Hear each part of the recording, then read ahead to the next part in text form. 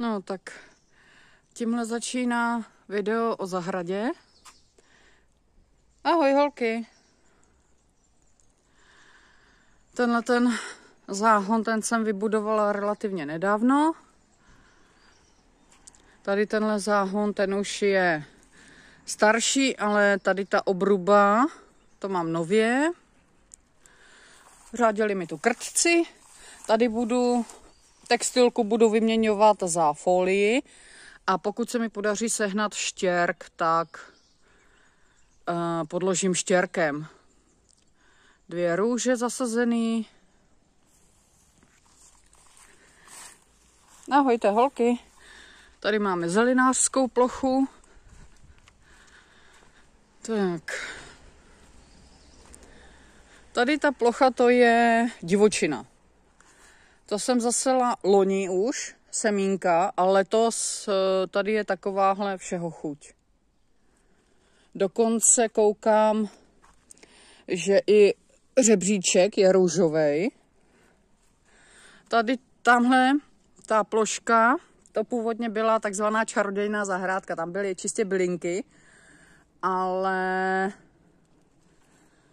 teďka je to takový taky trošku všeho chuť. Tady dole hodně roste máta, tam ten velký jakože keř nahoře, to je meduňka, kvetoucí je routa vonna, tamhle je levandule, tady tahleta bylinka, tady někde, já špatně vidím, přeci jen je slunko, takže ten mobil je takový nepřesný. Někde tady v těch místech by měla být olivová bylinka. Někde tady dole byla mateří douška, zjevně už není. No, to budu muset trošku tady předělat všechno. Tam nahoře u zdi, pokud to jde vidět, nevím. Pokud to jde vidět, tak tam kvetoucí růže a tam jsou ještě další. Ale 2 první, bráno zleva, ty letos ještě nepokvetou. Tady ta stromková růže, ta je takzvaně sterilní, nevytváří nektar, takže nevoní. Ale je opravdu silně dekorativní. Tady ty 2 ostřice, ty jsou zasazený úmyslně. To není žádný, jako že by mi tady rostl plevel, tak ty jsou úmyslně. Tady nám zase řádil krtek. Krtiny. A tohle je moje skalka.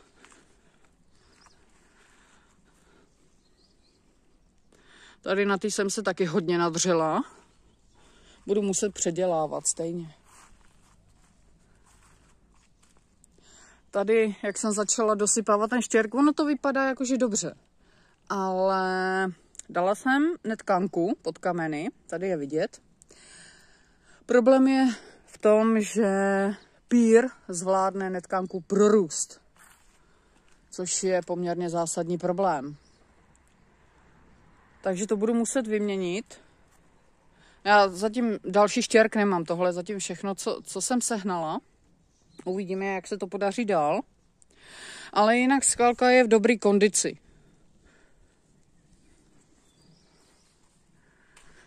Tak, kozí brada mi tady kvete. Některé plevely u mě mají jakože volnou existenci. Tamhle je tamarišek. Tady jsem loni zasadila svídu červenou. Takže vypadá to, že se jí dobře daří. Tamhle, jak je vidět ten papírový proužek, tak já teďka si nevzpomínám na ten název, říká se tomu buchtovník. Že by měl ten keř vonět jako pečený buchty. Zajímavý. Tady mám tenhle stromek, ten jsem taky zasadila. Momentálně si teda nevybavím, jestli to je jeřáb titán, nebo který to je. Momentálně fakt to z hlavy nevytáhnu. Tady někde v těch kopřivách Tady. Mně se tam moc sahat teda fakt nechce. Tohle to je morušovník. Loni jsem zasadila vršek, se mi ulomil, ale je vidět, že obrůstá. Tak, tady to je hrůza, na který budu ještě pracovat. To mi bude trvat ještě dost dlouho. Tady to chci všechno, tady těch kamenů, ty kameny chci všechny vytáhat, těch kamenů se odsud jakože zbavím, cihly všechno vyndám. A chtěla bych to trochu urovnat, srovnat jakože o ten půl metr, protože vypadá to, že tady je celkem kvalitní zemina, když se tak dívám, aby se dala využít. Tady nahoře jsem taky zasadila, tohle to opravdu není žádný plevel, žádný pajasán.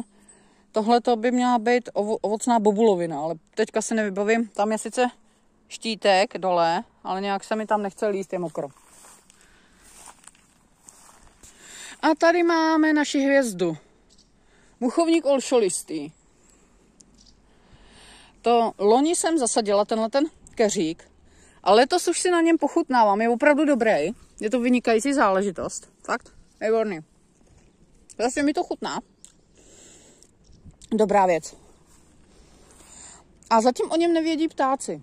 Protože jsem si před chvílí přečetla, že ho velmi rádi sklízejí. Koukám, že tady mi zase roste líčidlo, to budu muset zlikvidovat. Ahoj, mici. Vlastně je tady práce a práce ještě, jak nad hlavu. Ale tady ta část, na kterou teďka vlastně mířím, to jsem vlastně udělala za 3. rokem na tom pracuju. Takže já bych řekla, že to není zas tak špatný. Ale chtěla bych dát dohromady vlastně tady, jak teďka stojím, to je vlastně hranice. Potom za mnou to už je zahrada.